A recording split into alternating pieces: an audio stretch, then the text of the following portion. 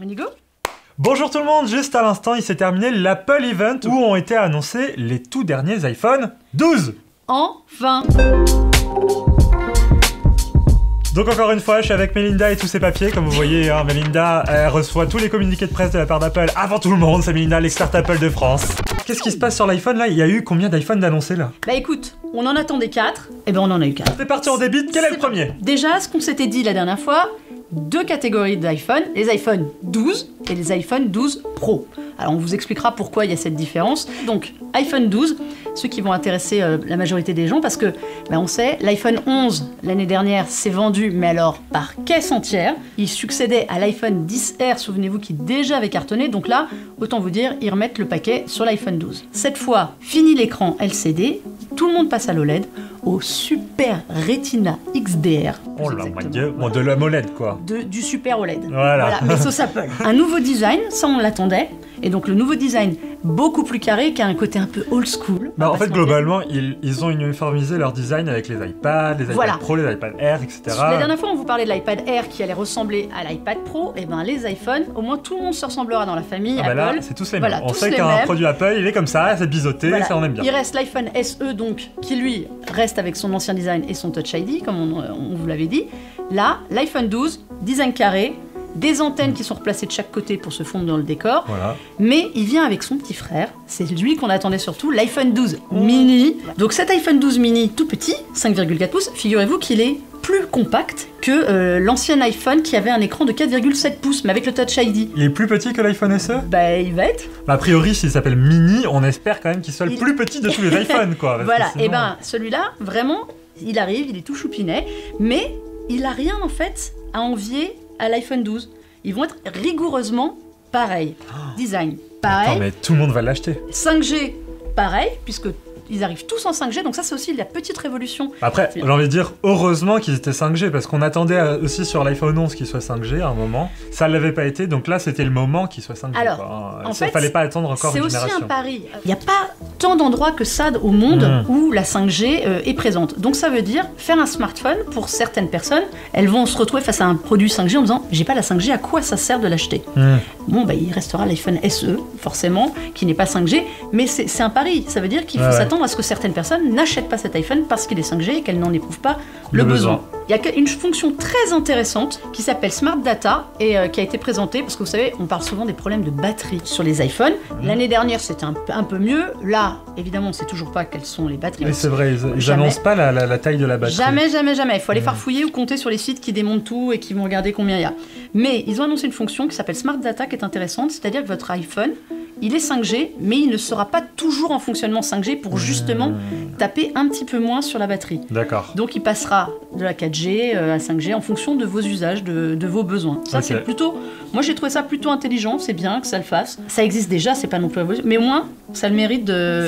C'est bien que ça soit là, c'est pas plus mal. Déjà on a la puce, donc la fameuse puce A14 Bionic qui a été annoncée sur l'iPad Air, qui est bien présente dans tous les iPhones, donc qui déjà va aider aussi un peu à moins faire souffrir la batterie. Oui, parce que chaque fois les nouvelles puces des iPhones sont moins énergivores. Oui, voilà. Et puis en plus celle-là, elle est gravée en 5 nanomètres. Souviens-toi ce qu'on s'était dit. Là vraiment, elle va vraiment piocher pour limiter la consommation. Là ils sont avancés, ils ont quand même annoncé la puce la plus puissante du marché avec les meilleures performances graphiques aussi. Enfin voilà, ça a l'air d'être une bête de compétition cette puce A14. Donc ce que je ne vous ai pas dit sur le design, ce fameux Ceramic Shield qui a quand même fait un petit peu... Alors ça oui, j'ai rien compris. J'ai rien compris. Un bouclier de céramique. Un bouclier de céramique. Qu'est-ce que c'est? En fait, c'est des cristaux de nano-céramique, donc à toute petite dose, qui ont été en gros, si tu veux, fondus dans le verre pour le renforcer. D'accord. Donc c'est a priori mieux que le Gorilla Glass dont on parle souvent. Et ils promettent un revêtement 4 fois plus résistant aux chutes, aux choses comme ça. D'accord. Ils devraient le dire comme ça, c'est plus facile à comprendre que Ceramic Shield. Ouais, mais c'est quand même moins classe. L'appareil photo, on a toujours deux capteurs. On a toujours 2 capteurs au dos de l'iPhone 12 et de l'iPhone 12 mini. Ça, ils ont le même module. La puce A14 va énormément travailler avec le double capteur photo, donc c'est toujours un grand angle et un ultra grand angle. Le grand angle apparemment a été amélioré, c'est-à-dire qu'on aura un capteur plus grand, une ouverture plus rapide. Les photos qu'on nous promet vont être bien meilleures en basse lumière. Et en plus, on nous promet la vidéo HDR Dolby Vision. Alors là, N'en jetez plus, voilà, la totale. Là, j'étais parti. Là, voilà, on verra. Mais surtout, pour la première fois, sur l'iPhone, vous pourrez réaliser, monter, éditer, partager des vidéos en Dolby Vision. Bon, faut pas oublier qu'il faut qu'à l'autre bout de la chaîne, le matériel soit aussi Dolby compatible. Vision. Parce que voilà. c'est bien, mais vous pourrez en profiter, les gens qui le reçoivent un peu moins. Donc ça fait quand même des belles promesses sur la photo. Alors, on nous a parlé, c'est pareil, ça c'est les termes toujours qui sont balancés dans les keynotes, de photographie computationnelle. Alors là, total. Surtout, ça va améliorer la qualité de la photo. On aura moins de bruit, des textures avec un rendu plus affiné. Voilà, ça va être une photo qui va vraiment être beaucoup plus efficace en basse lumière. Ils ont vraiment mis encore une fois le paquet là-dessus. On nous a parlé du Smart HDR 3. Tous les réglages sont automatisés, optimisés par du machine learning qui va apprendre en fait votre façon de prendre un peu la photo et compiler en prenant plusieurs prises les meilleures parties de chaque pour avoir vraiment le rendu le plus naturel. Ça existait avant, mais ils ont dû l'améliorer un peu. Voilà, on parce a notre troisième. Il était un peu faillible. Hein, la première fois, voilà, on sent que d'année en année, il s'améliore. De toute façon, il y a un énorme travail sur la photo chez Apple. Bah, sur la vidéo, on sait qu'ils ont quand même, ils sont excellents sur la vidéo. Là, ils l'ont montré. Ils ont aussi fait autre chose. Ils ont amélioré la stabilisation vidéo. Chaque capteur est stabilisé du coup ? Eh ben, je ne sais pas si ce sera chaque capteur, mais en tout cas, la promesse, c'est que c'est le capteur qui va être pris en compte dans la stabilisation et plus l'appareil en lui-même. Du coup, là, tout ce que tu viens de dire, c'est sur l'iPhone 12 et l'iPhone 12 mini. Mais il y a aussi l'iPhone 12 Pro qui a été annoncé. La gamme iPhone 12 Pro. Voilà, parce qu'il y a le 12 Pro classique et le 12 Pro Max. Max, voilà, c'est toujours la différence de taille entre les deux. Mais quelle est la différence ? Du coup, là, j'ai l'impression qu'il y a déjà tout dans l'iPhone 12. Qu'est-ce qu'il y a en plus sur l'iPhone 12 Pro ? Alors, qu'est-ce que j'achète en plus ? Surtout la photo. On a déjà un capteur photo de plus. On a donc un grand angle, un ultra grand angle, et on a surtout un téléobjectif qui n'existe pas sur la gamme iPhone 12. Donc ça, c'est quand même pas mal. Il a été amélioré, 65 mm maintenant, zoom optique x5. Donc, c'est quand même une petite différence. Même si le capteur grand angle, lui aussi a été amélioré. Je t'ai dit, un capteur plus grand, une ouverture plus rapide. C'est principalement la différence avec des réglages qui ont été aussi annoncés pour les photographes professionnels. On nous a parlé de ce mode Photo RAW, donc qui devrait permettre aux professionnels, là ça a plus parlé à toi, l'amateur de photo. Alors gros, le RAW, je peux expliquer.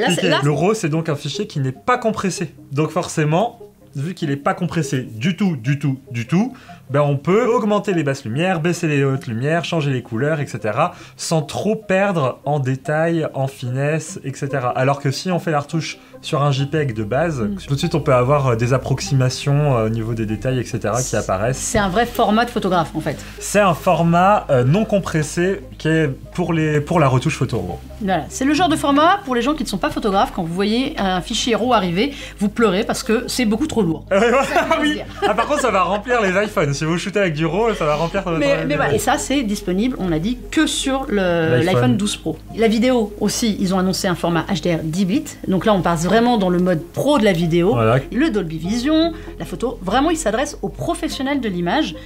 C'est vraiment l'élément différenciant de cette gamme pro. Alors, tu vois, moi perso, je suis un pro de la vidéo. Tu vois, c'est mon métier. J'attends de voir justement si vraiment les professionnels de la vidéo vont s'intéresser à ça, parce que moi personnellement je trouve ça vachement cool, mais j'ai l'impression qu'ils veulent aussi un peu draguer les amateurs, tu vois, et pas vraiment les professionnels, parce que les professionnels ils ont leurs appareils, tu vois, ça marche déjà bien. Moi je trouve que là la différence c'est vraiment cette appli photo maison, donc gratuite, qui va permettre certaines choses, parce que jusqu'à présent il fallait des applis type Filmic Pro, des choses un peu Adobe payantes, Lightroom qui sont avec un abonnement, qui sont plus utilisées mais payantes, avec des options supplémentaires qui profitent à fond des capacités de l'iPhone. Ça c'est vrai. On a aussi parlé de quelque chose qui était drôle, qui était MagSafe. Alors sur le moment on a eu un peu de mal à comprendre vraiment ce que c'était. En fait, cette technologie MagSafe va être dans des accessoires compatibles avec l'ensemble des iPhone 12 normaux et Pro. C'est en fait, si vous êtes comme beaucoup de gens qui utilisent la charge par induction et que quand vous rentrez le soir un peu fatigué chez vous, vous posez très mal votre iPhone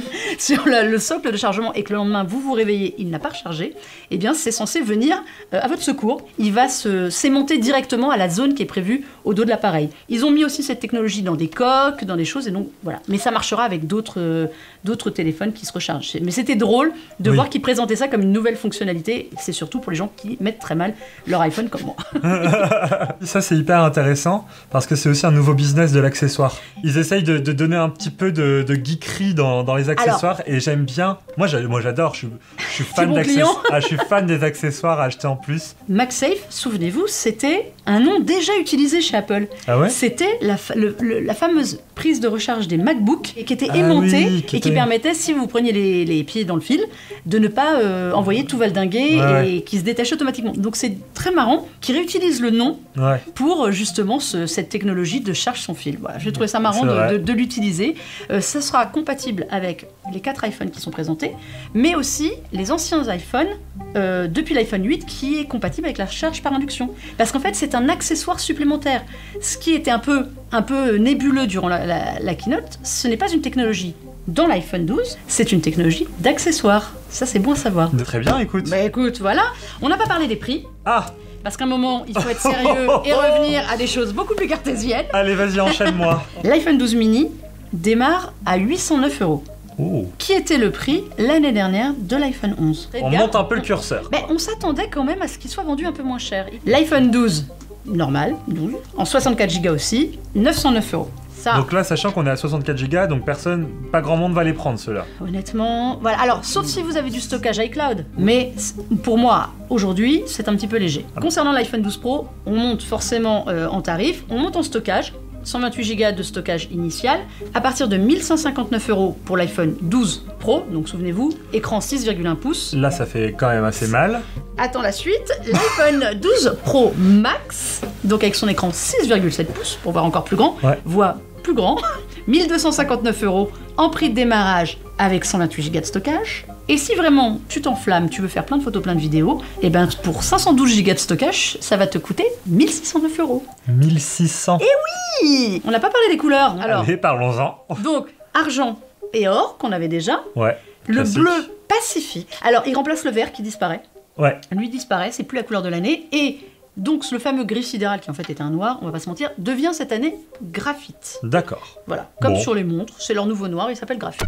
Il y a eu quoi d'autre d'annoncé à cet Apple Event? Parce que je crois qu'il y a eu... C'est pas un Google Home, c'est pas un Amazon Echo, c'est un... C'est le HomePod Mini. Pour le HomePod Mini, on change la couleur du fond parce qu'on peut le faire. Donc tu veux quelle couleur? Un petit violet. Un petit violet, c'est parti, c'est parti, c'est parti. Hop là, c'est cadeau. Ambiance maison pour la musique.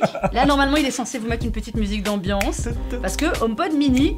Donc, on attendait cette info sur la musique. Pour vous rappeler, le HomePod, c'est l'enceinte intelligente connectée d'Apple. Elle avait un très gros handicap. Elle était très chère. Alors, elle était déjà très chère, ça c'est vrai. Non, elle devait s'appuyer sur son assistant vocal, donc Siri, et honnêtement, Siri n'était pas à la hauteur. 2 handicaps. Voilà. Là, la démo qu'on a vue a été quand même assez bluffante, c'est-à-dire que Siri devient vraiment un assistant intelligent. Là, on a vu aussi une fonction qui s'appelle Intercom.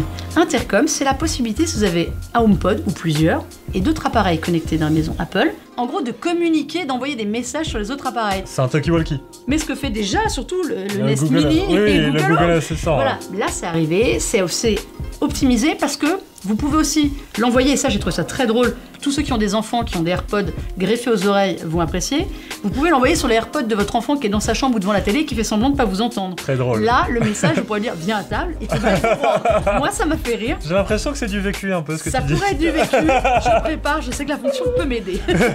Il y a quand même un truc qu'on n'a pas dit, qui est à mon avis la force première de ce HomePod Mini, c'est son prix, 99 €. Là c'est compétitif, sur le marché. Là ça devient extrêmement compétitif. C'est le prix du Nest Audio qui vient de sortir chez Google, qui est donc le Google Home 2020. Que tu as testé. Que j'ai testé, qui a un son qui est de très bonne qualité. Si vraiment Apple a mis le son du HomePod dans le HomePod Mini, le son sera meilleur que celui du Nest Audio. Ok. J'attends de voir parce qu'il y a moins de Twitter, moins de Voilà, évidemment, ils seront un peu moins puissants parce que dans ce gabarit-là, on va pas se leurrer. Ça a forcément des répercussions. Mais on nous promet un son à 360, ce que n'a pas le Nest Audio. Google Assistant, à mon avis, reste quand même beaucoup plus opérationnel que le Siri amélioré. C'est pareil, on comparera. Mais 99 €. C'est compétitif, c'est compétitif. Les gens qui ont l'habitude d'acheter du Apple vont trouver ça pas cher. On verra bien. Ce sera disponible en noir ou en blanc. Pas trop de danger, pas de bleu, rien. Ça arrive au mois de novembre, disponibilité mi-novembre. Ok, bah pour Noël quoi. Bon, on est bon ou pas? Écoute, on est bon parce que finalement, on attendait plein d'autres choses qu'on n'a pas vues. C'est vrai? Eh ben oui, on n'a pas vu les fameux AirTags, vous savez, ces balises Bluetooth dont on parle à chaque fois, c'est vraiment l'arlésienne totale. On ne les a jamais vues, on n'a quasiment aucune fuite et on verra peut-être la prochaine fois ou la suivante ou quand vous voulez. Le casque AirPods Studio.